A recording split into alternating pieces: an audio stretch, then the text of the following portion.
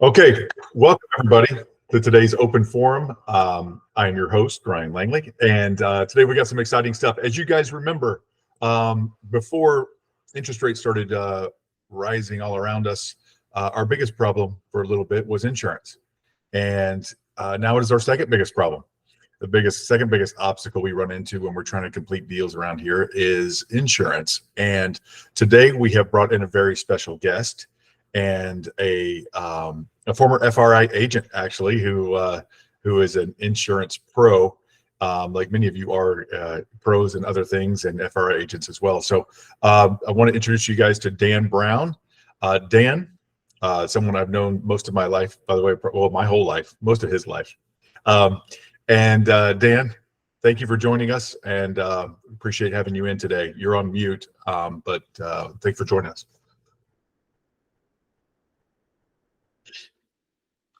Okay, thank you for inviting me. I appreciate it. And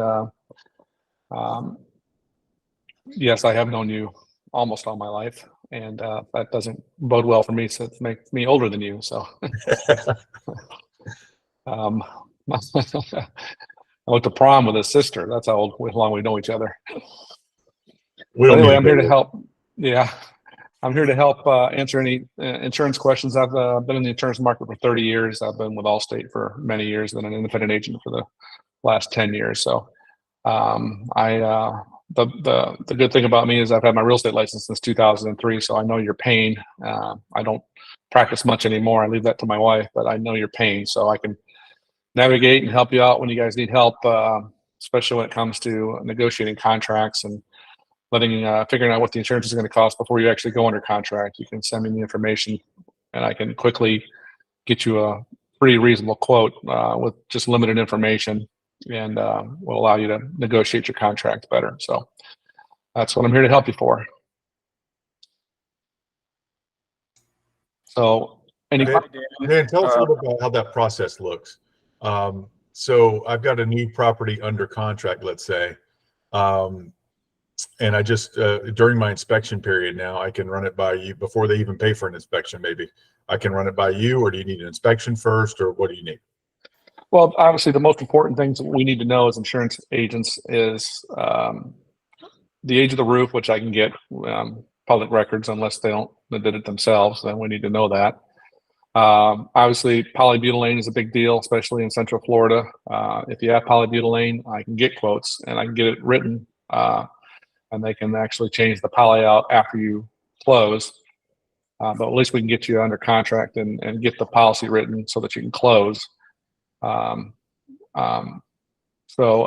the things that I need to know that'll help you is the components of the house, the most important things the insurance company is looking for. The air conditioning, the hot water heater is a big issue, and the plumbing and the electrical, if it's over 30 years old, I need to know if they've been updated at all. And then obviously the roof situation. Central Florida is getting a little bit better now, and companies are starting to open up a little bit more, so we're going to start seeing a little bit more competition in the market, so that's going to help also. But yeah, if you can just get preliminary information about the mechanics of the house, I can get you a quote before you even write the contract. Just send me the information to my email, and I'll punch it. Actually, I have a system that I can actually share a link with. You can actually put the information in yourself. It'll come right to my system, and I can have the quote done within 15 minutes. So that's an option for you also. So the things I look for, obviously the mechanics of the house. Okay. I have another question for you. We have a lot of people asking about. You said you can accept some things and then get them replaced later. Can you? First of all, what's the terminology on that? You allow people to, you give them 30 days to get something, you write an exception for it? Yeah, the carriers will allow, some of the carriers will allow you, as long as I get contracts. Again, roof is the biggest thing. So if you have a 25-year-old roof and they agreed to give you money for towards the roof, but they don't want to do it until they close, you get the roofing contract. You get the permit pulled if you can. If you can't, no big deal. But the roofing contract, an agreement to put the roof on, and then I send that to underwriting, and then they follow. It's got to be done within 30 days of the time you close. Yeah. Same thing with polybutylene.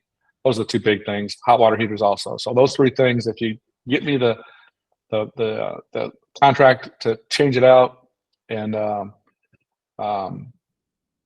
letter, some type of agreement saying it's going to be done right away, then yeah, we can get it underwritten ahead of time, and then when you close, you get it done, and you send proof, and then the policy's issued without a problem. Dan, Bob Galvin here. Say we have a buyer who wants to buy as an investment. In other words, they want to rent out the house. It also has a pool. Very important. What rider do we need to add to the insurance, or do I just call you? In other words, insurance covers nothing illegal or et cetera, et cetera. When you rent out a house, it's a business. So if you don't let the insurance company know via rider, how do we handle that? How do we advise? So the insurance policy that's written is specifically meant for it's called a dwelling fire policy. It's a policy that allows you to rent the house to individuals. We don't need to know the tenants' names. We don't need to know anything about it. We just need to make sure that if they have a dog, that we know what kind of dog it is.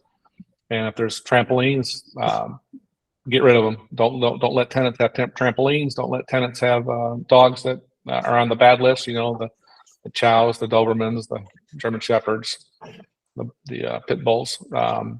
But the policy is written ahead of time that allows you to rent it. So the policy is rented, and then if you have a Airbnb, you just have to let us know that it's an Airbnb so they can cover that for that risk also. Does that answer your question? Yes. Yes, thank you. Okay.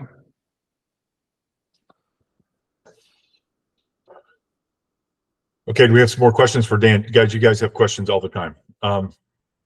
Vivian, are you looking to raise your hand? Okay, just go ahead. You're looking to unmute.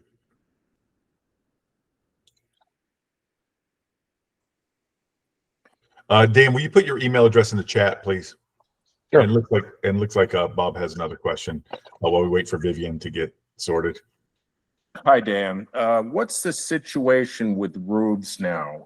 We're hearing insurance companies don't want to touch the houses unless the roof is younger than 10 years old, or what's the straight data on that? So there is no straight data because every carrier is different. A good rule of thumb is the 15-year mark.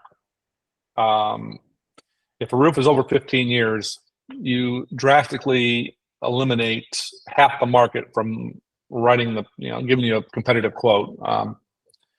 Under 15 years, we have several carriers that'll quote it, which would give you an opportunity to be a little more competitive. Everything over 15 years, it just gets tough. And even insurance companies don't even care if it's tile or metal or shingle. They don't want the claim because they know there's going to be a claim. Anything that's over 15 years old, because of all the aggressive tactics out there with roofers and not so much attorneys anymore because of the new laws that changed. But it's tougher for them to file claims now on behalf of the client. So it's going to get easier. When the laws passed earlier in the year, there was about, I think it was 700,000 lawsuits that were filed the day before the law changed. So that's going to have to, the attrition through that's going to be about 2 years is what they're predicting, so that the market will then stabilize and get better. So I think over half of them have already been closed, but there's still a ton of lawsuits out there trying to get free roofs, on 20-year-old roofs that, it's just unfathomable how people think that filing a claim on a 20-year-old roof that, your 20-year-old car, you don't call your insurance company and say, I want a new car now. My car is 20 years old, but that's just the way we are right now. So the market will get better. The 10-year roof is still okay. The 15-year mark is what I would say is something that you need to be worried about. It just limits the competition, which means the rate's going to be a lot higher, and that's all. Dan, I want to go. Oh, well, Vivian's ready for her question. Go ahead, Vivian. I appreciate that, Ryan. You mentioned the polyethylene, the hot water heater and the roofs. What about the Federal Pacific panels? Yeah, that's a biggie also. Yes, we can still do that also. As long as there's an electrical contract saying they're going to replace the panels, then I've got carriers that'll allow that to close and then have it done, within 30 days. Good question. And I have a follow-up on that, Dan. So these ones that give you this grace period to have it done, in the meantime, that's not covered, right? So like if they give It is covered. It is No, covered. it's covered. It'll cover Yeah. a roof or a panel. Yeah, they can't exclude it. They cannot exclude it. Okay. And then, and there's certain circumstances where there might be an active leak in the roof. At that point, I have to write a different type of policy. But you keep that policy for 3 months, you get the roof replaced, and then you can get the right coverage on it. The problem is mortgage companies, some mortgage companies won't allow it because we have to exclude water damage, we have to exclude wind damage for the time that roof is not going to be covered. So the roof, the mortgage company has to agree to it. So, and some have. I mean, I just did one last week where, there's a tarp on the roof and an active leak, but they purchased it with the intention of the day they closed, get the roofers on the roof and have the roof done. So they wouldn't still get on the risk because they didn't want any chance of it having a claim. So I had to write the policy. I wrote 2 policies. I wrote one excluding the roof and the water damage, and then another one future effective 30 days with the new roof information on there, so that the mortgage company knew that the new policy would go into effect 30 days after the first policy. So that was the way I got around that. That was pretty innovative. That the mortgage company's got to agree to it. So this mortgage company agreed to it. So we wrote the policy with a tarp on it. They replaced the roof after they closed, and then the real policy went into effect in 30 days after we closed. So that was something that most insurance agents wouldn't have even tried to get it done, but this is what I do for my realtors. This is how I get deals done. So this was an advantage to him to we just thought out of the box, and we figured a way to do it, and they closed and he got paid and the client got what they needed. So Dan, I think that's very important, and I appreciate you bringing that up because I was going to go there as well. A lot of you guys, and I see a lot of realtors everywhere run into this, where as soon as they see something like this, we just can't get this insured. And I think that you need to, part of what we talk about here is adding value. How you guys excel amongst the crowd, rise above the crowd is to add value. And if you just take no for an answer all the time, you're not adding value. They can do that without you. So people like Dan are adding value, and you guys are adding value when you use partners like Dan. Any other questions for Dan? I know you guys are just going to wait till the last minute and I'm going to write a book about Zoom behavior. But go ahead. Bob's excited. Go ahead. Dan, before 2006, in 2006, the way roofs were tied down to the house changed. Before 2006, you need a different policy, or is it rated up? It's 2003. The laws changed, and there's the straps now are mandatory in Florida, where the single strap. So everything 2003 and newer, they're going to have straps, which means that sometimes you don't need the wind mitigation. They don't need to buy the wind mitigation. But I will tell you, the majority of the time, when you're getting a 4-point inspection, when you're getting the full-blown inspection, get the 4-point, get the wind mitt, because it's only another $50 or $40. Then we guarantee that even, sometimes they don't tell you they have hurricane shutters in the attic, and the roofer, the inspector finds those and says, okay, I'll put that on the wind mitt, and you get the discount for that. So getting the wind mitt every time when there's a roof put on after 2003 is just a good idea as a realtor, because it's going to make sure that they get the maximum credit. They're going to get the majority of the credits because the roof was after 2003 and the codes require it. But sometimes there's other things like the water vapor.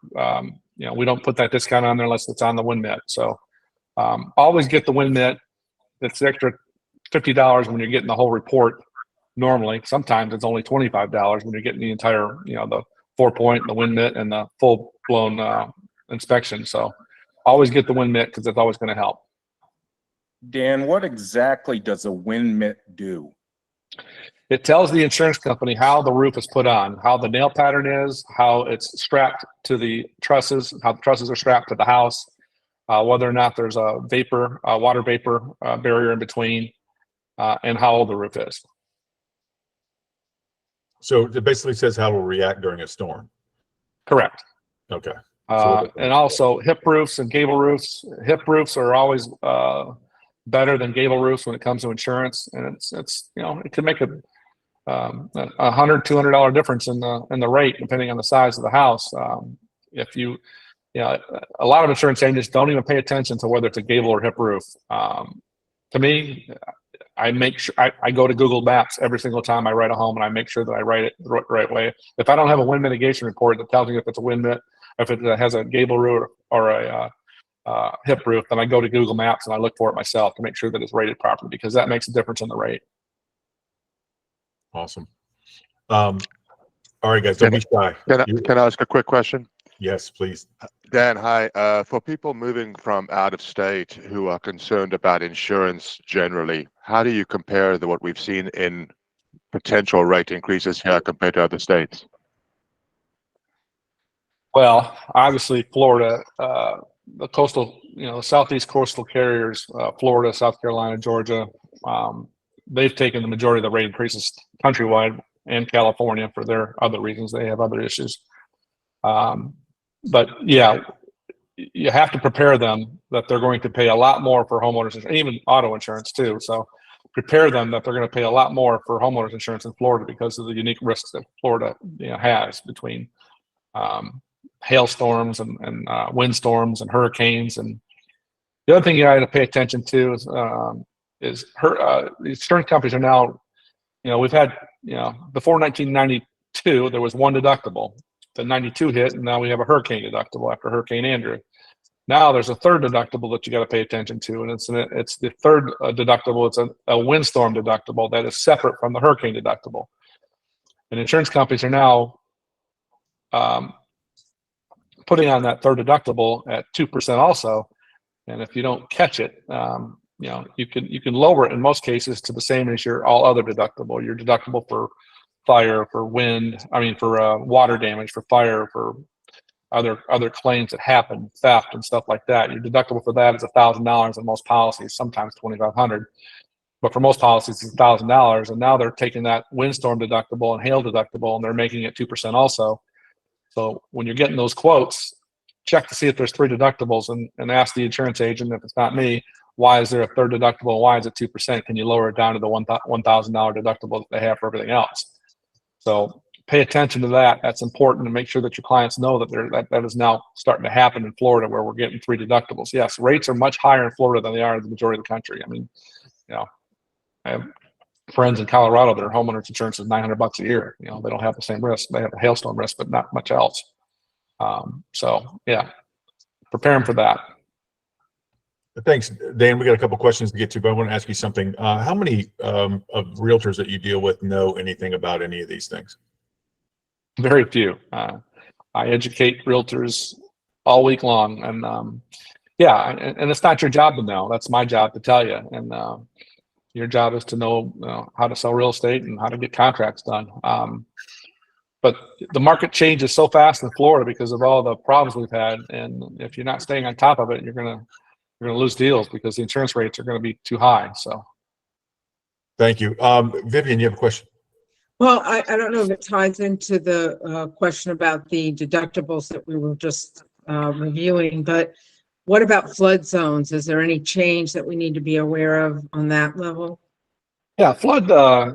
We've had some pretty serious flood issues the last couple of years, and the good news is there are a lot more opportunities now for flood insurance that there weren't just 5 years ago. We have private flood market now, private flood carriers coming in the market that mortgage companies are now accepting, which is giving you more competition. So I have 15 different flood carriers now that and a lot of them are private flood. So there's a lot of opportunities out there to get competitive rates, even if they're not in a flood zone. So yeah, FEMA, the flood insurance, the state government flood program has actually gone up quite a bit, and they're going to try to take another rate increase next year.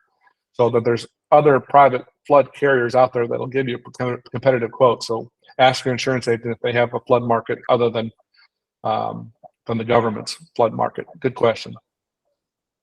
Dan, is there a difference between sinkhole coverage and catastrophic ground collapse? Yes. Okay. Florida insurance, the state of Florida requires catastrophic ground coverage automatically in the policy. You have to have it. Sinkholes different. Sinkholes are classified differently. They usually, especially in the western part of the state, are excluded on insurance policies because of the danger they possess. That the eastern half of the state of Florida doesn't have a huge sinkhole problem. Sinkhole rates where I'm in Palm Coast and all up this coast, sinkhole insurance is cheap here. It's only like $50-100 more. It covers if there's a hole outside that the sidewalk gets taken in because there's a small sinkhole there, or because of a small, it happens, but it's not, it doesn't happen much here. So it's definitely different. You don't have to have sinkhole coverage to meet the mortgage company's requirements. The catastrophic ground coverage covers the house if it's swallowed up by a what we call sinkhole. It's classified differently. All right, thank you, Mike. Yes, I have two questions, Dan. No, I forgot one of them. I was thinking of the other. Solar panels have been out there for a while. How is insurance? Anything specifics about how insurance is handling solar panels now?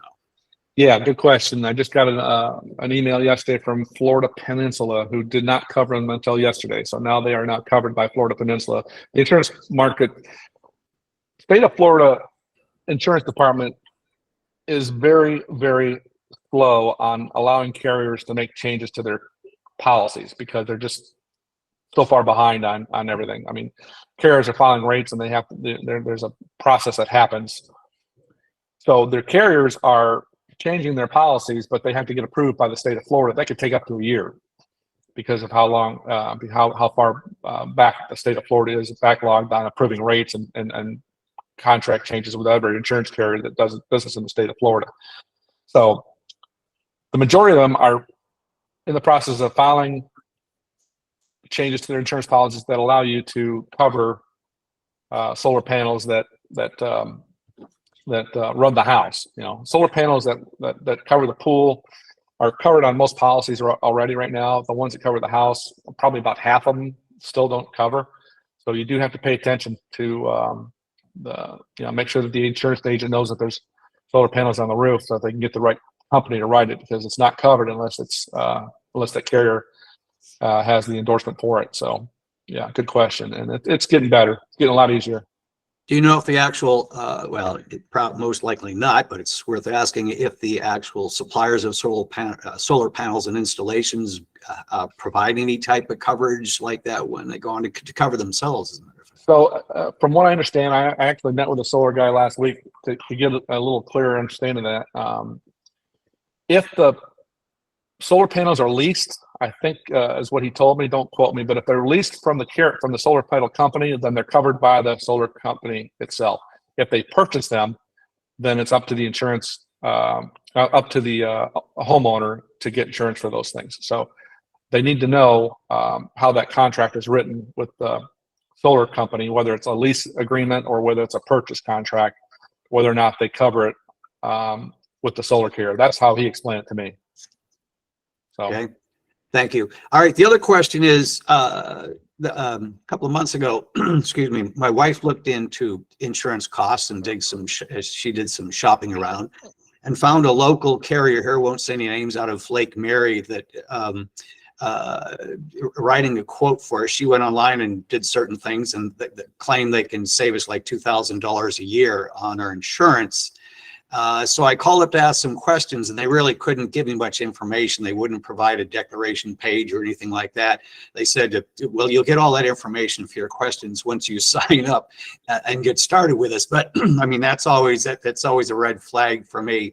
Have you seen insurance companies kind of write people up and then after the fact, people are just screaming, or one of the other things the insurance company says, oh, after you sign up, we won't send anybody out to verify certain things on the house, which I thought was kind of strange. So any feedback on what you've seen out there on that?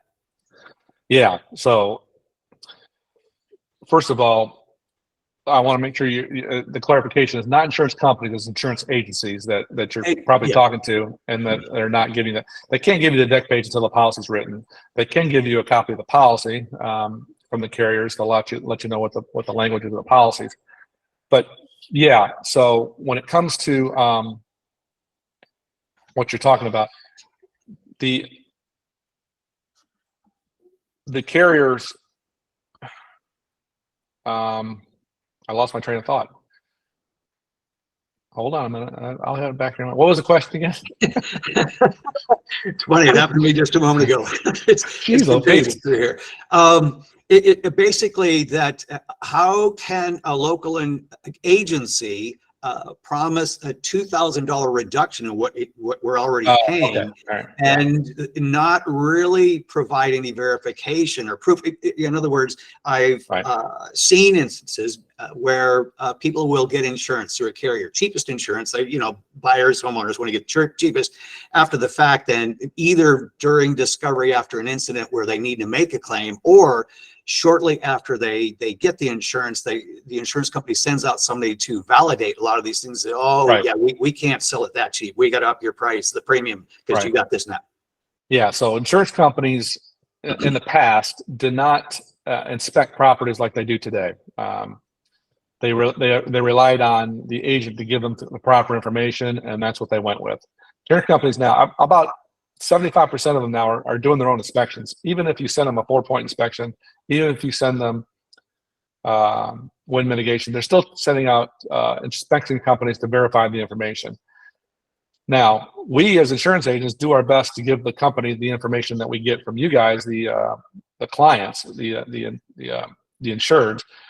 We don't get to go in your house. We're not visiting every single house. I just had a client who, and I kind of knew when I was asking the questions about the interior of the house, that he was trying to not tell me everything that was inside the house because he didn't want to spend more money on insurance. So insuring the value is a big deal with insurance companies. And right now, replacement cost estimators with every carrier is all over the board. I mean, we're talking, I can go to company A, company B, and company C and have $100,000 difference in dwelling coverage between the three of them because of the way the estimators are projected. So I have to navigate that through asking a lot of questions with the clients. And sometimes I don't even get to talk to the client before I write the policy because we're dealing with insurance, we're dealing with the realtor, or we're dealing with a mortgage broker, and they don't even want us calling the client. So it's tough for us sometimes to get the proper information before it closes. Now, the most important thing is to get that policy written at the value it should be based on replacement cost. If it burns down to the ground, we have to rebuild the home. So getting knowledge about whether it's got granite, whether it's got, whether the bathrooms have been upgraded, whether it's got, tile throughout, whether it's carpet, whether it's, you guys know the whether it's basic or semi-custom or custom, we need to know that to properly insure it. So when we get that information up front, and then the inspection goes in and they go, well, man, the guy's got high-end granite, he's got high-end cabinets. They raise the dwelling coverage up $50,000 or $100,000. The rate goes up $400. That's why that happens. It's because we're not getting the right information up front. Either they're not asking for it up front, or they're not getting it up front for some reason. Every single policy I write, I go to Zillow. If it's a brand new home, if it's on the market, I go to Zillow, or I get my wife's MLS up and I look at the pictures of the house to see what I'm insuring. And every single property I write, that's what I do, because I want to know, I want to make sure that when it is inspected, I'm as close as I can to making sure that the dwelling amount is correct. Sometimes in cases, actually, I've actually lowered the dwelling coverage after an inspection because I made sure I was higher than I wanted to be to make sure that I would give them the right coverage in case the inspection came back. Because some of these inspection companies, I already know how they do it, the business, so I want to make sure that there's no surprises.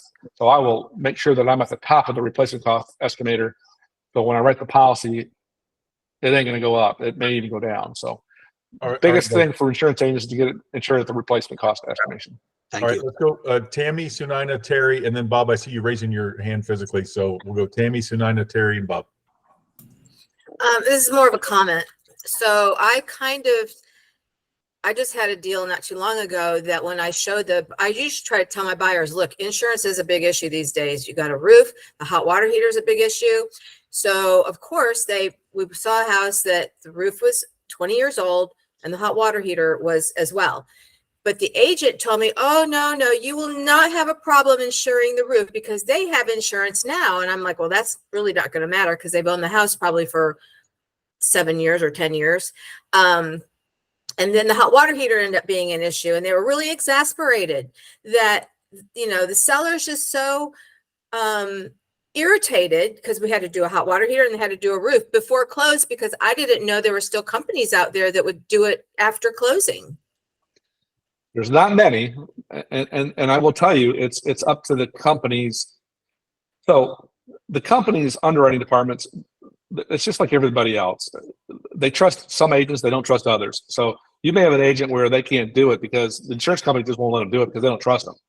So to build trust with your underwriting department, I talk to my underwriters as much as I can. Today's wonderful way of doing business, everything is through email and through chat. But I try to make it a point to get an underwriter on the phone and talk to them and present. I push it. I push the envelope all the time. And I make things work because I have good relationships with my underwriters. So some agents don't even call their underwriting department ever because they don't even know what to do. So it's tough. You got to know the right carriers, and every carrier has a different. One carrier may do the hot water heater because it's in the garage, and they say, "Fine, we'll write it." Another one will say no to the hot water heater, no matter what. Well, that's because they don't want to grow. It's because they don't want to grow. It's not because they're worried about a claim; they just don't want to grow. So you got to know the market. You got to know your market. And Right. Doing this 30 years, I just know the market. I know what carriers I can go to say, "Hey, this is what I need to do," and then they make the exceptions. And these are all exceptions. So they may say no to your agent and say yes to me, and it could be the same property because they trust me and they don't trust them, or vice versa. I think, the agent should have informed or educated the seller that, look, we're listing a house, you've got a 20-year-old roof and you've got an original hot water heater, and that's could end up being a problem when we go under contract. So and so they wouldn't be exasperated. And actually my buyers noticed that, like, why didn't she tell her sellers like you told us? Well, that's probably a pretty new realtor. So All right, thank you. Sunina. Yes, if I unmuted myself, did I? You're good. We can hear you. Okay. I do mostly commercial. I want to know if there are any changes that have come in commercial aspect. Do you do commercial at all? oh yeah, Okay. commercial property market has been a bear. Obviously, if you're writing in coastal, it's been almost impossible. It is getting better also. So I think the commercial property market will get a little bit better in 2024. The same issues are with commercial as they are with personal. It's all about roofs. It's all about the mechanics of the property. So, excess surplus market is where all commercial property is written pretty much in the state of Florida. So just know that there's always going to be a 25% minimum premium if you write it, no matter what. So if they write a policy and they want to cancel within the first 3 months, unless they sell the property, they're not going to cancel it. They're going to keep that first 3 months premium. It is, they've gone to much higher deductibles. $5,000 deductibles is standard now for commercial properties.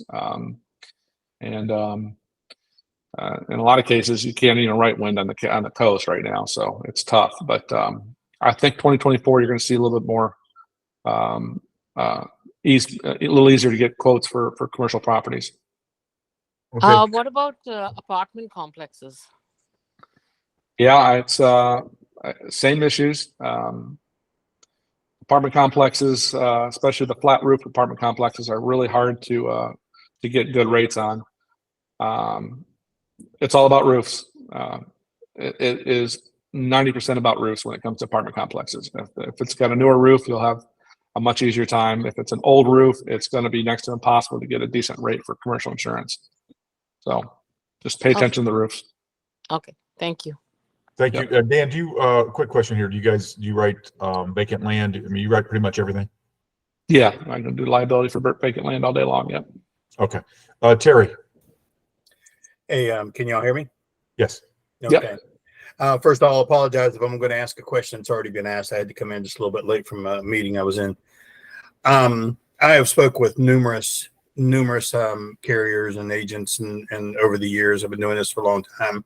Not only that, you run into these problems with your homes. This roof issue has become a real bear that everybody's having to deal with. One of the first things I look at on potential seller whenever I'm meeting with them is I look at the roof and I go, okay, well, it's a 3-dimensional roof. It was put on to do my research. I found out it was put on in 2013.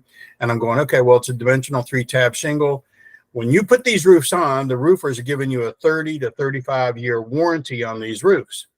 And you actually, because I know this from personal experience, you pay more money to have a 3-tab dimensional roof put on because you're going to get more years out of it. First thing an insurance carrier tells a potential buyer is, oh, the roof is 18 years old. They need to put a new roof on. That roof is realistically got a good 10, 12 years left on it. And yet they're being told they have to put a new roof on. This isn't really a question. It's more of a complaint. And I know you're an agent. You don't have any control over what the insurance carriers actually do, but that's become a real problem for sellers because they're being told they got to put replace a perfectly good roof. And that just doesn't seem like common sense on the insurance carriers. Why would somebody pay an additional $6,000 or $7,000 or $8,000 more for a roof and then be told later, oh, I'm sorry, it doesn't matter what you paid for the additional roof. You're going to have to replace it. That just makes no sense to me. And again, I know there's no question there. My big question is because we all are dealing with this, homeowners, sellers, buyers, we're all dealing with the insurance rates being it was just 3 years ago, my rate was $1,200 a year. Now it's $2,600. And I'm wondering since you're in the industry, since you deal with this all day, and I'm sure you hear exactly what I'm complaining about, what do you think the answer to this is to get the rates back down to a realistic rate so that homeowners, I can't imagine. I used to have a condo on the beach many years ago. I can't imagine what people are having to pay for insurance rates on those, anything near the coast. But it's very simple. It's extremely simple. It's never going to happen, though. I will tell you, it'll never happen. But it's called roof payment schedule. If every insurance policy in the state of Florida had a roof payment schedule, which means if you bought a roof and you had a 30-year warranty on it, it would be scheduled for 30 years. It would be a full replacement cost policy minus. So it would go year one, you'd have 100% replacement cost on it in the event of a hurricane claim. Year two, it would be 98% or 99%. Year three, 97%, all the way down to 20% or 25%, whatever the insurance carrier wants, over a 30-year period. If it's a 20-year roof, it'd be over a 20-year period. If it's a metal roof, it would be longer. If it was a top, so insurance companies offer this as an endorsement to allow you to save money on your insurance policy, but you have to agree to it, and nobody wants to agree to it because everybody wants a free roof if it's 20 years old if they have a hailstorm. So the problem is we've had 10 years of probably 40 or 50% fraud in the market, and maybe more. People got free roofs because a roofer knocked on their door and said, "You've had a hailstorm on March 15th, 2017, a hailstorm hit your zip code, and I want to see if you have damage." And they go up there and they file it. That's one of my. I'm sorry, I don't want to interrupt you, but I know that other people want to ask questions. But the question there is, and in my numerous conversations with the insurance agents that I deal with here locally, is I tell them, I said, well, don't you have an adjuster or somebody who goes out and physically looks at these roofs so that you can go, no, I'm sorry, you didn't have hail damage and there is no damage to the roof, and no, we're not going to replace it because there's no leak and there's no damage. But if I'm not going to name names, but I have a family member very close to me that just got like a $30,000 insurance claim on their roof. Not only did it pay for their roof, they put a new air conditioner in, they had the home repainted, and it was all for the roof. And I knew I like my relationship with my family member I'm talking about, so I didn't say anything about it, but it was total fraud because they didn't have any hail damage. Correct. Their roof was at end of life. It only had maybe 3, 4, or 5 years left to it, but yet they ended up getting a new roof. Who authorized that to be done? It's going to end up costing all of us more money because of that. That can't happen now because the law changed. So the law changed back in the spring of 2023. That can't happen anymore. The problem is insurance companies, we're not going to take the risk of having to pay 3 times damages if they lose in a lawsuit. So they're paying claims, and they have to pay for the attorney's fees, and they have to pay for the adjuster, the private adjuster. It's been a nightmare. Insurance companies in Florida, they're all small insurance companies. They're all Florida only carriers. We don't have the big boys in the state of Florida anymore. So these carriers are not rich. They don't have billions in their coffers like, the Allstates, the State Farms, the Liberty Mutuals, the Travelers. These are, Florida Peninsula, Security First. You go outside the state of Florida, these things don't exist. Okay, so these carriers are not, they don't have coffers of cash. So they've lost billions of dollars over the last 10 years. And now, finally, they've made some good strides and some good changes in the law, which will help. Rates will stabilize. There are carriers coming back in the market, and you're going to see new carriers coming in the market. So it will help. You're not going to see rates drop.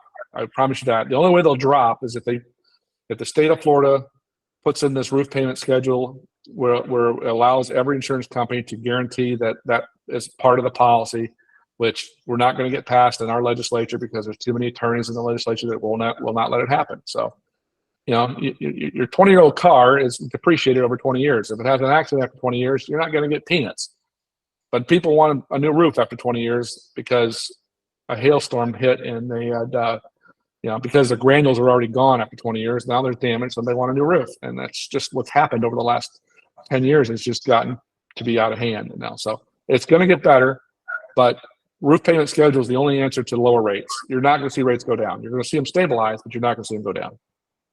Well, maybe if that's actually offered out there in a way that people can understand it, when their insurance carriers are presenting pricing to them, if they can get that, I would think maybe it would be something they could do personally between an agency and an individual if the individual is willing to agree to that. But again, I appreciate the answer, and sorry for Well, taking. I think that's what you're saying, Dan, right? Is that it's an endorsement that I could choose for my house, and it would lower my rate. But if my roof gets destroyed after 15 years, I'm only going to get that 15-year-old roof reimbursement. Yeah, there's a schedule. It's printed out. It's got it reduces and again, it's only for wind damage and for hail damage. If you have a fire, your roof is replaced 100%. This is only for wind and hail that the schedule goes down each year based on how old your roof is. So, year 1, you're going to get 100% if it's hit by a hurricane. Year 2, 97%. Year 10, 70%. Year 12, 48%, whatever it is. So that's how the roof payment schedule would work, and that's what needs to happen to keep our rates at a reasonable rate. Well, you just reminded me of one more thing, and I apologize. You mentioned water heater earlier. I'm in one situation with the water heater with Tammy's buyer, and for the seller to have to replace. Does it matter to an insurance company if a person has a home warranty that's going to be covering a lot of the appliances, air conditioner stuff? Nope. So if the somebody insurance policy has a still water covers heater, it. pardon me? The insurance policy is still covered. You can't exclude it on the insurance policy. So it's because the risk is there, they don't care. We're going to pay it if they file a claim. Okay. And the problem is this: is because they have coverage on them, they'll double dip. The insured will file a claim and file a warranty claim. So, But a there's home issues, warranty only comes in effect if something's wrong with that hot water heater. So the whole problem Correct. is the age of it. So that really wouldn't have any bearing. They're not taking that risk. So you could go another 5 years and not have to make a claim on that hot water heater, possibly under the home warranty, But I guess you're saying that would warranty the hot water heater, but I don't know that it would warranty any of the damages that it caused if it did. Correct. Yeah. Correct. Right. Dan? Bob is up. Dan, there's obviously replacement cost, but there's also something called guaranteed replacement cost. Do you offer both? Yes. Every insurance company has guaranteed replacement cost option. It's an endorsement. And sometimes I put it on there to help with the rate. Sometimes I don't. It depends on the risk. So yeah, so if I'm insuring your house at 100% and I've got the inflation guard on there at 6%, then I'm not going to add an extra 20% endorsement on there unless we're worried about the construction value is going up so fast that we need to worry about it. Right now, I mean, there's it's settled down some. I was putting it on there a lot because of the inflation of construction materials were so high. We want to make sure that we had coverage in case something happens. So, but yeah, the endorsement's usually 20 or 25% more than your dwelling amount. So if it's insured for $500,000, you get an extra 25%, and that actually helps a lot with mortgage companies. I don't. A mortgage company doesn't tell me how to insure my house. I don't tell them how to do their mortgage business. They don't tell me how to insure the house. I will guarantee that I will give them a replacement cost figure based on my replacement cost, and the carriers that allow me to give the replacement cost estimator out, I do. The ones that don't, I don't. It's just because I'm not going to lose my license. But a lot of these mortgage companies now just want an email stating yes, it's insured at 100% replacement cost. The ones that don't, we add that endorsement on there to give them the extra 20% or 25% depending on the carrier. Okay, say we got an owner who's has a second home and they're renting it out. Should they tell the renter to have a fire legal liability policy? So in other words, the renter is covered and the owner is covered? I would never, ever rent a house out without mandating renter's insurance by the renter, period. It's $150 to $250 a year. It covers them for, if they catch the house on fire, their policy pays for their stuff. I wouldn't, especially liability. I mean, you don't want to get sued. If somebody gets drunk and leaves that house and kills somebody, you want them to get sued, not you. So I would never, ever rent out a property without making sure that and not only do I make sure they have renter's insurance, but I list me as additional insured on their policy for additional interest. So. Tammy, go ahead. So I had a case once where the personal belongings, I'm not sure what that's called, the insurance premium pushed them over their limit to be approved. So we had to cut that back to get that premium down. So we cut out some of their personal belonging coverage, which was fairly significant. It was like $300. Yeah, personal property insurance is an expensive part of the policy. So you make a very good point. So now insurance carriers bundle coverages to make it cheaper. They'll have these endorsements called the Acorn endorsement or the Diamond endorsement or the Gold endorsement or all these endorsements, which make the property insurance, personal property will go up to 50% or 75% of the dwelling amount. A lot of cases, it makes sense to do so because that bundling will lower the whole overall cost, but sometimes it doesn't. So if you have that problem, absolutely see if there's an endorsement on there that has that up there at 75% or 50%, because you can remove that endorsement, lower the personal property down to something that can help with the rate. Absolutely, great question. And I do it all the time.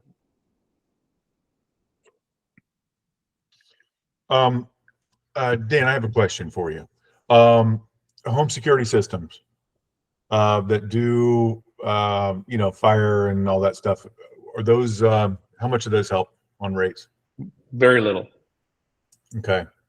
Very little. What parts of them help? It gives the discount on, so if you have an alarm system that's monitored, it gives the discount on the theft part of the policy, which is not a big part of the policy. You're talking about a 10% discount on the theft part of the premium, which is cheap. It'll save you $30 or $20. If you have the fire and alarm, it may save you $50. Not a huge discount. It doesn't pay for it. If you're trying to get the alarm system to help with the insurance, it doesn't pay for it. Okay. And Lisa, your question about the boat dock, the boat dock is covered under other structures. It's not covered for flood. It's covered for fire. It can be covered for wind, but it's covered differently. So if you have a question specifically, you can call me afterwards. I'll give you my cell phone number too. Dan, how expensive are boat docks for wind, especially? So the other structure part of the policy is what covers boat docks.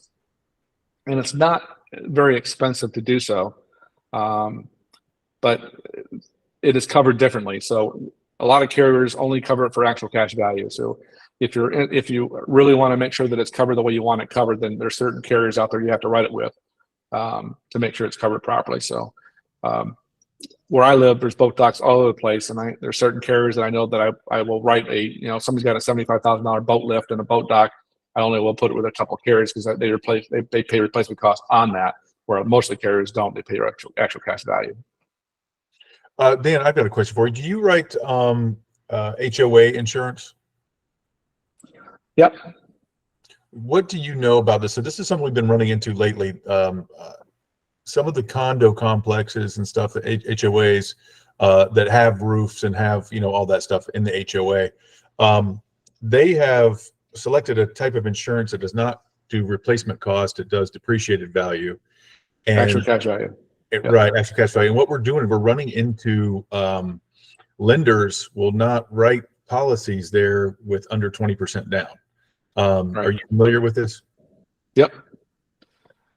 It's, again, especially coastal condominium associations have been hammered by rate. Rates have gone up 100%, 150% over the last 5 years with condo associations. So the way that they're saving money is by writing actual cash value policies on it, it's a significant savings. But that, and then what they're doing is they're putting money in reserves to help pay for that if there's a claim. So it's just, you're self-insuring for a portion of the insurance policy, which makes sense to me. If you're a condo association, instead of giving it to the insurance company, put it in your reserves so the money's there for you. So the question becomes, how is that going to get covered if there's a claim? And that's what the insurance carriers are worried about. If it's actual cash value and there's a roof claim, is it going to get fixed? Or is it going to be 3 years before it gets fixed? Is it going to be 2 years before it gets fixed? Because we're having to pay water damage claims on a roof that's, even though we're not covering the roof, we're covering the damage that it does cause. So it's an issue that it's about whether or not they can replace the roof if it's been damaged by a storm, and they don't have the reserves to handle the claim. So that's why it's like that. Dan, is there med pay offered with homeowners so a friend gets hurt at a friend's house and a friend doesn't have to sue a friend? That's Yeah. Yep. Every policy has med pay on it. There's the excess and surplus carriers, you can exclude it, but most people don't exclude it. I always have a minimum of 1,000, but I try to write 3,000 or 5,000. Somebody slips and falls and has to have stitches or something like that. Yeah, you file a med pay claim. So yeah, every policy should have it. Excellent. I think with that insurance savings that they're getting on that actual cash value thing, I think it's great in a lot of places because you have to, if it's a second home, it's a beach condo, a second home, or investment property, Airbnb, or whatever it is, that's great. They've got to put over 20% down anyway. But if it's for someone where a lot of people live, like owner occupants, I think that they don't realize as members of that HOA that they're limiting who can buy their unit. Not so much on the coast, it won't really matter because again, those are typically second homes or investment properties. But some of the places around Orlando, Tampa, it's a Jacksonville where people live in these condos. It's a little bit of the thing that they don't realize is all of them are shocked. I can just say that all the sellers are shocked when they can't sell it to with less than 20% down. Okay. Any other questions? First of all, I am so proud of you guys for asking questions and not waiting until Dan has to do an auctioneer gone thing. So you guys have been great asking questions. I really appreciate it. We have a question. I would like to understand how pricing works. First time I added hurricane coverage to my policies. Now I'm gonna have to click on that. Oh gosh, it's a long one, Dan. I've been reading it. You can read it. Yeah. I'll read it out loud for people who don't want to. It cost me $40 to keep a $500 deductible. It's been increasing annually, but this year on 2 Sanford townhomes in the same community insured by the same company, but with different broker, I got a $500 increment on one and 1.2K, so $1,200 on the other. This tells me that all brokers are not created equal. LOL. Can you explain why brokers charge different amounts?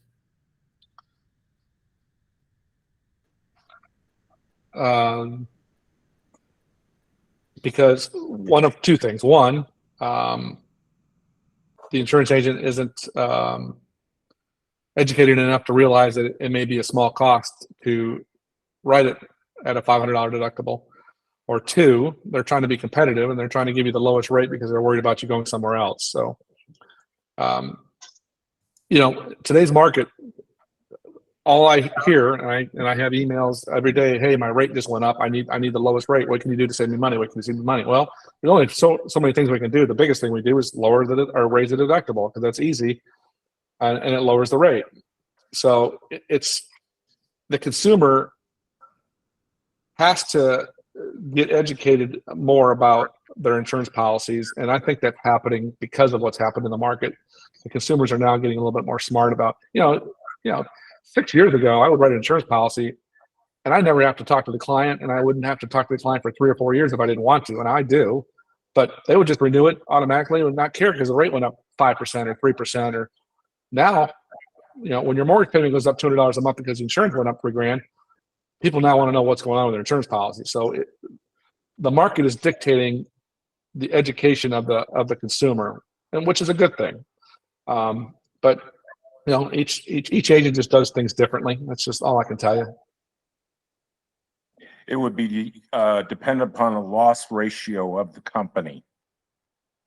Correct? Not so much anymore. I mean, listen, insurance companies in Florida have not made money over the last 7 or 8 years. None of them are making money. They're making money on their investments, but they're making. If they make an underwriting profit of minus 3%, they're heroes to their board. They're all losing money. They may make 1 or 2 or 3 or 4% after investment profit. They're not making money right now. No.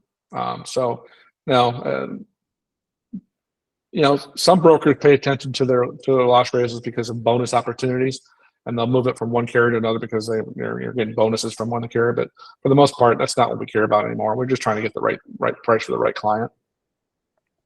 Awesome. David. Hi, Brian. One quick question. I live in a location where there are lots of people who own homes but rent for part of the year.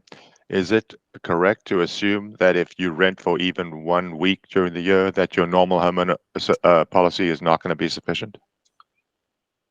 Yeah. So, will the insurance company pay if there's a claim if you rent it out for 1 week a year? Probably, but they don't have to. If you have a rental exposure, you need to insure it properly. That's all I'll tell you. If you have a rental exposure, it needs to be insured properly. A quick follow-up. Do you think most people have dealt with it? I lost you there for a second. Do you think most homeowners have dealt with the insurance appropriately or not? Do you think most people are aware that the homeowner's insurance policy is not sufficient if they rent for 2 months out of the year? I would venture to say that most homeowners have no idea that they should be insuring it differently. Okay, thank you very much. Yeah. Okay, any other questions for Dan? All right. Well, Dan, you have been tremendous. I really appreciate you coming in. I knew we'd have a lot of questions for you. We have questions every week on here, and we only had an insurance guy to answer those.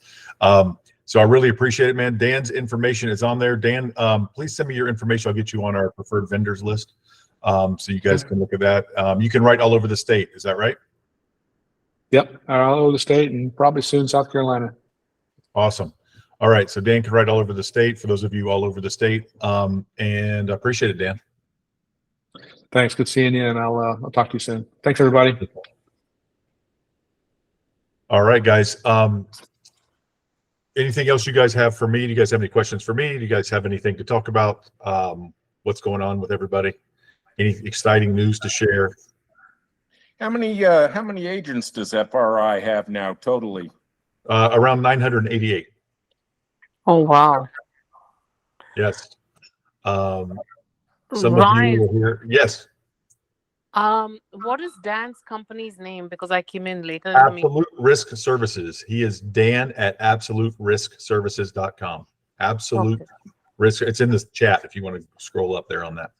Okay. absoluteriskservices.com. Somebody who's in the chat is calling me right now. So I'm still in there. All right. Any other questions? Where did Daryl go? Daryl had his big meeting with he brought in toy drive and everything. Mike. Yes, thanks. I just want to throw this out there. I had gone out and spoken with a prospect client who's got 2 vacant lots down in Point Siena, and they're odd lots, and I haven't been down in Point Siena for a while. So I looked into some information, just kind of talked with him. We're trying to figure out, he's a power of attorney that's handling the lots for his mother, who's still alive. So I got some information, met him, went down and saw the lots, and I want to do a shout out to Bob Galvin there. He's the lot guy, very good. Ryan turned me over to him, and I spoke with Bob, and great information from Bob on lots and what's going on down there as far as pricing strategy and stuff like that. So that was a big help. I appreciate that, Bob. In the meantime, while this gentleman that's power of attorney handling these lots for sale, they want to get them listed and figure out what the pricing schedule is. I had shot out I think it was on Friday, I sent what Bob thought was a pretty good, and I hope you're okay with this, Bob, was a pretty good price for this particular lot at $50,000. Over the weekend, this particular the power of attorney son, his mother receives an offer from an investment company that wants to buy his lot for $57,000 or $58,000 before I've got this listed. So he sent the information to me, and I looked at it. It's just kind of a postcard, foldable postcard that's got information that says, we're willing to give you X number of dollars cash. We can do this, we can do that, but it only covers about 5 or 6 items on what this investment company is going to do. And I went onto the website and looked into certain things, and it kind of verifies things. But what I wanted to throw out there, we had talked about scams on vacant lots earlier in the year, I think around March or April, something like that. And I looked that up. Mostly talked about sellers, how they can scam and be bad people to work with in vacant lots. But in this particular situation, has anybody run into or worked with anybody where an investor bought lots, and maybe just I'm putting on my dummy hat right now, and sometimes I get some pretty darn good information by doing that. Anybody run across things like this? What to look out for? Beware, heads up. This particular offer that's been sent out, like I say, it's on a foldable postcard. Nothing compared to our 8-page vacant lot a purchase agreement. So anybody done anything like this hands-on? Go ahead, Bob. If your gut feeling, which is 95% correct, if your gut feeling is the price is too high, do not take the listing, because you're wasting your own time and you're doing a disservice to the seller. That's simple. Okay. I want to talk about this real quick. So there's a difference between scam and really aggressive, annoying tactics to try to get your way in business. And so just like when you put a listing in the MLS and you get, 10 offers from these generated things at 70% of value. And if you do the math on them, a lot of times it's an exact 70% or 65% of what you're asking. And they don't care. So if you take a $300,000 house and you put it on the market for $1 million, they're going to send you an offer for $685,000, right? Without even looking at it. And then they'll get it under contract and they'll go out and look at it and say, no, we're not buying this. It's worth $300,000, or they're going to say it's worth $200,000. Okay. So what I'm saying is this: if it's on a postcard, he's just firing it out there and seeing who's looking at selling their property. He's going to say $57,000. Then he's going to go look at it. He's going to say, oh, these people are actually interested. This is why I send out postcards. It's just really annoying but a way of doing business, but it fools people, right? And they go, oh my gosh, I got an offer. I was about to list this with Mike, who told me it was only worth 50. Mike doesn't know what he's talking about. This guy wants to give me 57. Mike's probably trying to rip me off, right? So let me talk to this guy about 57. Now that guy's interested. That's why he sends out the postcards to get your attention, to get you going. And then he finds out that you're interested. And now he'll come out and say, oh gosh, I'm sorry. It's only worth 40. I thought it was, I thought it was in front of a retention pond or a lake or something, so it's just an annoying way to do business. It's a way that works. People send out postcards for buying your house of all types, right? And what they're doing is they're hoping to catch somebody who needs to sell at that time. Maybe, like we talked about last week, maybe some of the owners died and their kids have it now. And now they're having to deal with, their brothers and sisters they don't talk to, and they just want to get rid of the house. And maybe this $300,000 house, they can sell it for $240,000 and they don't have to put any money in it and they're happy as can be, right? It's all found money. They each get 80 grand a piece instead of putting in 10 grand, and now they're all going to get 90 grand a piece, whatever it is. So that's what they're hoping to do. It's a really annoying way to do business, just like the ones, but it obviously works or they'd stop doing it. So they must get one here and there or they'd stop doing it. This guy just wants to tie up pieces of property so he can take a look at them. He offers us too much money, and then he comes back and tries to retrade later, which is just renegotiate down to a price that he can live with later. But he's just throwing spaghetti against the wall and seeing what sticks right now. So it's just a really annoying way to be. It's not a scam. He can't scam you. I mean, he has to buy the property. At some point, he has to come with the money. Sellers can scam because they get money and all they have to do is sign paperwork. Buyers can't scam. They've got to bring money. They can waste your time. They can, ruin a relationship between you and a client who you've been completely honest with, who now thinks that you were trying to sell their property for too little because they don't understand how this works. That's why it's important to educate them on what's going to happen. When we put this on the market, we're going to get that. And that's why I like to see in your listing agreements, broker will not present offers less than 80% of asking price, that kind of thing. So you're not having to, because legally they send you these generated offers that they've got somebody either that they're paying, they're paying somebody to write these offers every day that come up on MLS, or they've got them computer generated. You see mistakes on them all the time because they're just flipping out properties and doing their math and offering the wrong price. I've seen mistakes on the price where they offer $200,000 more than the asking price accidentally. And of course, if you sign that, they've got their inspection period. They go, whoa, sorry. So they're just wasting stuff. So I just want to point that out because I get you guys a lot of times asking, is this a scam? No, it's just a really annoying way to do business. Are these people for real? You mean the people offering $200,000 less than asking price? They're real. They'll buy it if you'll sell it to them for that. But no, they're wasting your time typically. So I just want to point that out. But go ahead. I digress. Go ahead. No, that's fine. I appreciate it, Bob and Ryan, both on that information. Like I say, sometimes it's just best to open up and to hear a different viewpoint on that or experience that's come up. So you kind of in the same ballpark of what I thought. And I am not concerned, but there's nothing I can do with it if this particular seller decides, well, I have a possibility with getting more money. But then it's up to me to sit down with them and explain these things that you just mentioned, both you and Bob, on this particular purchase strategy. And you have nothing to lose by explaining this all to them, Mike. Right. And explain to them that particular postcard. Mike got, he sent me a copy of at least whatever your seller sent you, a picture of part of it, where they're asking the seller to sign something. There's nothing they can sign that means anything. Other than, there is a place on there for them to actually sign too. I know, but it doesn't mean anything. I mean, unless it's not a contract, it doesn't mean anything. So there's nothing on there for them to sign that actually legally means anything really. But it makes them feel obligated to this buyer to go through something with them. Oh my gosh, $57,000 for this lot. I only paid, $18,000 for it 15 years ago, whatever it was. So that's you're right. It's not a contract. There's no place where the seller to sign or anything like that. It's just, hey, we got them hooked. And I the buyer, would say, hey, let me give them a call and we'll write up an offer. So then you're in the loop. well, they're trying to tell Mike that they don't need him because they got this other offer. Yeah, but who's gonna manage that offer for them? But Mike, if they're not educated, they might. I mean, you know what I'm saying? Like, feel like Right. they still need you to execute that offer. I don't know. Mike, if the price is too high, let the spider webs grow on somebody else's sign. Yeah, it's true. Very good. Thank you much. All right, so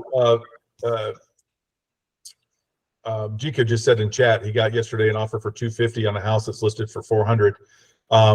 He asked him what comps he used to come up with that value. No, so I'll tell you guys a secret of what I do. But if you have it in your listing agreement to where you don't have to present these offers, because if this is a signed offer, a lot of times you'll just get an email that says my client's willing to offer this, and you can only have to respond to that. But if you get a signed offer, you are, according to your MLS code of your realtor code of ethics, you are bound to present that. Actually, according to the law, as an agent, you're bound to present that to your buyer, or sorry, your seller, unless you have it in your listing agreement that you're not going to present offers under a certain amount, either a dollar amount or a percentage amount. I like to make it a standard 80%. So that way I can respond to this, which what I would normally do if I got a 250 offer on a 400K thing is I would respond seller counters at 425. So above what the asking price, and they'll come back and say, isn't that more than asking? And say, well, I thought we were negotiating here, since we're wasting each other's time. So that's just me, but I have I'm kind of testy today. But I really do appreciate you guys asking all these questions to Dan. I'm so proud of you. Any other questions? Mike, you got a good feel for that, Mike? Are you happy with that? Yes, I appreciate it. Thank you much, both you and Bob. All right, Angie in Tampa. Hello. Okay, so I got a backup offer, and instead of checking the box for backup contract and including the addendum, they left the time for acceptance blank. Yeah, I know it's a bad idea. They should not have done that. But that basically does just leave it open-ended, right, for the seller to accept at any time if they choose. It's not an official offer if it doesn't have a time for acceptance. So yes, Okay. I mean, but yes, but no, but no. Okay. Okay, if they did want to accept, I could write in the time initial, write in the date. And then They just need to do it the right way. Just Yeah. have them do it the right way. There's a few other errors in the contract, so I probably have them redo it anyways. But I've never seen anyone do that before, just leaving it blank. So I was wondering what that meant. So that means that it's not effective. It's not Right, and they have to have, and they don't have a closing date either? no, there has a closing date in February. Okay, well, you can't sign that at all if it doesn't say it's a backup offer. You cannot promise to sell the property to two different people. If Yeah. it does say backup offer, then that's obviously saying that I don't have the right to sell it to you unless this other one backs out. So I know you know that. I'm just explaining to everybody. So if a seller cannot sign two offers at one time, a seller cannot, I want to reiterate this for you guys. A seller cannot counter two offers at one time. Okay. If you counter, you are offering to sell that property at that price. You counter one offer and then you counter the other, or you do a highest and best by 5 o'clock or whatever you want to do. You cannot counter. I can't get an offer from Tammy and an offer from Mike, counter Tammy's and counter Mike's at the same time at, whatever. It's a, look, Tammy, if your guy can come up to 400 if your guy can come up to 400, we have a deal, and tell Mike, if your guy comes up to 400, we have a deal. I cannot do that. If they both come up to 400, I promise both of them the deal, and I cannot do that. I can say, Tammy, if your guys comes up to 400 by 2 o'clock, let me know. And then at 2:05, if she hasn't responded or can't do it, then Mike, if your guy comes up to 400 by 5 o'clock, that's good. I have to give them time ranges, and I can make it whatever. If you guys can come in the next 30 seconds, I'll sell it to you. You can give them whatever time frame you want, even if it's not reasonable, but you can give them a time frame. Or I can say, highest and best, Tammy and Mike by 5 o'clock, please let me know. Okay. Right. So I just wanted to be clear with that for everybody else out there asking questions. And I had something else I wanted to cover today. Oh, yes. Dual and variable commission. Guys, that simply means that I charge 6% commission, 4% if I get both sides. I want to talk to you guys about this again. I brought this up about a month ago about how to word this, but I didn't talk to you about how it is on MLS. And one of our agents did not understand that in a recent disagreement with another agent from another company. So I want to say this. Dual and variable commission, when you mark that on MLS, it's on the realtor page. If you're on Stellar, when you mark that dual and variable commission, it means I get a different commission if I get both sides. So again, I want to write this. Your listing agreement as a broker. Do not put 6% if regular, but 4% if the broker gets both sides of the deal. Because if Tammy has a listing and Mike brings the buyer, are you guys settling for 4%? You're not. So you need to say Agent Tammy Pipkin, not your own name, right? If Agent, Bob Galvin, if Agent Vivian Katz gets both sides or represents both sides of the deal, we're going to cut the commission. I don't care if you do it at all, but those of you who want to do it, That's the way to do it. And then you mark dual variable commission. Yes, Angie. Also, I wanted to ask you, I've seen other agents do it where the buyer agent commission is 3% minus $350 or whatever. And I think I've even been on this Zoom call and said how stupid that was and unfair, but I'm ready to do it now. So I was wondering kind of the way that that's supposed to be written in the listing agreement.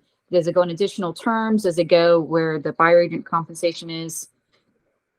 Well, there's not really a place for it. Does it have to be in it in the listing agreement? It should be in the listing agreement. Okay. You can say, or you can say anything. You can, I would just put in the listing agreement in the additional terms. There's not really a way to do that. So I would do an additional terms, you know, broker will attempt to get buyer's broker to pay the transaction fee. Okay. Okay. All right. Sounds good. Or if you want to say an exact amount, whatever you want to do. But yes, and you know, there's nothing wrong with that, guys. There's nothing wrong with doing the 3.5%, 2.5%. There's nothing wrong with that. You guys only get mad when you start counting other people's money. There's nothing wrong with that. You guys know the deal when you sell it on MLS and that it's paying you 2.5% or it's paying you 2.5 minus 295 or whatever it is. Don't complain later. Get your money. Go home. You don't know if the other side's paying paying a referral to somebody. You don't know what they're doing. It's none of your business. Okay.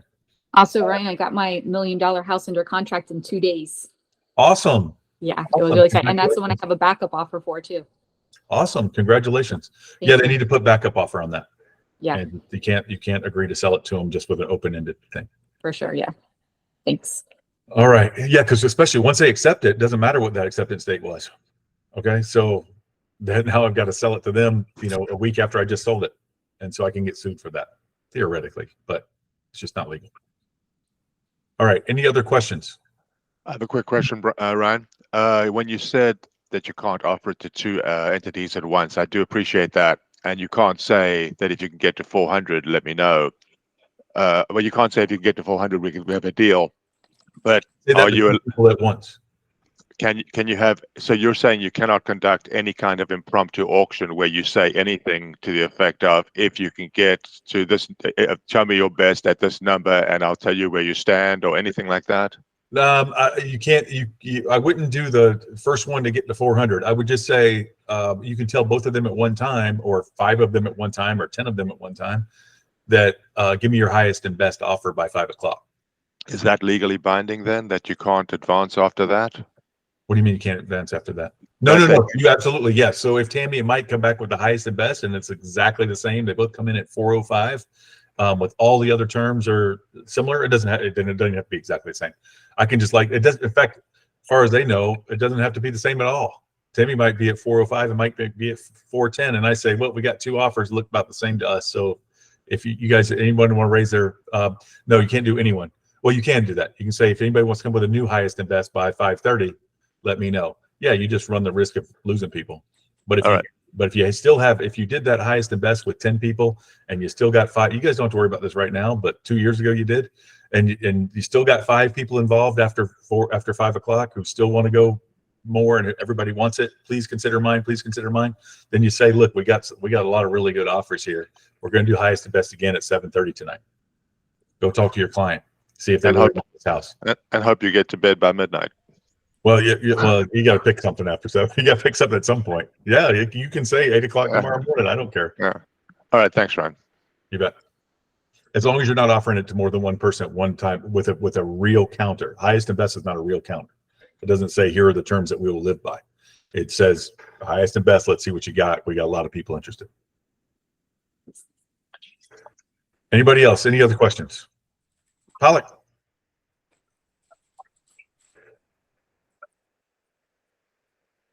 Hi.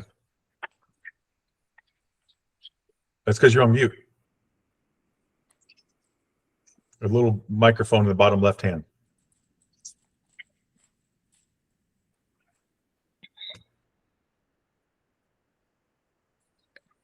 Nope. Okay. Well, you write your question in chat. Okay. Any other questions while she's typing? Anything else you guys want to talk about? Levette. Yes, good morning. Can you accept a referral fee from, let's say, a mortgage broker or lender? A And market what? realtors? Mortgage broker? You can accept a referral fee from the mortgage broker. Can realtors accept a referral fee from? No, they can market with you. They can give you a gift card for something, but they can't give you a straight up referral fee.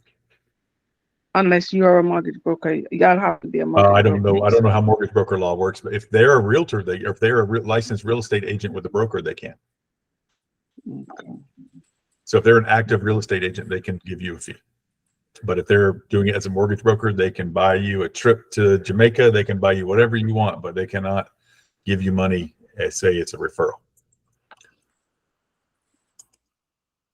Okay, Does that answer your question, Levette? thank you. Yes, thank you. All right, let me get to Palak's question, then we'll get Vivian. Palak. Okay. My client had a real hard time dealing with GL Homes. I don't know who that is. They closed last week, but didn't mail the broker's check. I called to remind them yesterday. I'm hoping they send it, but if they don't, what would be the next step? Maybe I'm overthinking. You're never overthinking chasing your commission. But yeah, just stay on them and get them in writing to say where they sent it. I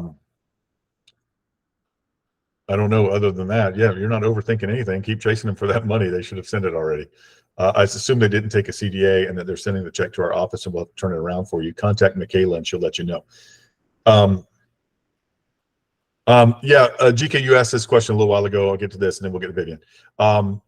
Yeah, there's no boxes to check for that rehab thing, but I would search in the and property description and or realtor remarks.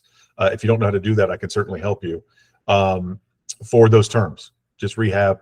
Handyman, I would search terms like handyman, rehab, needs work, any of those kind of things you can search. And if you don't know how to do that, I can show you on the MLS. But you'll have to go into search. Let me see if I can do it right here. Search, detail, and then go down to the bottom where it says, you guys, the same way to look for well, there's a 55 plus thing. There's a senior housing, all that stuff as well. But 55 plus usually works well when you're looking for retirement communities and stuff. Here we go. Additional fields, add, remove. Go down to realtor remarks or go to public remarks, and it'll let you search terms in there. And then Mike's got CFRI, local investors group, that can help with that, or call Mike. There you go. That's great. Vivian. I'm going to be having a listing coming up in Edgewater, VA, assumable loan of 180,000. Working with Stefan at Samaritan to get all the proper presentation materials out. But if anybody's working with any veterans, that might be interested in the Edgewater community, keep me in mind. Awesome. That's great to know. Thank you. And put that in our FRA agents group too. Any other questions or comments before we go? The MLS added the search term when you're adding your listing in for mother-in-law quarters now. I don't know how long ago they did. I just noticed it. But that was really good because I've been looking for those lately and trying to find a way to search them. But now it's a term that you can add on when inputting a listing. So we could start searching for those now too. I'm surprised they did that. That seems a little offensive to some people. If anybody's ever had a mother-in-law knows that.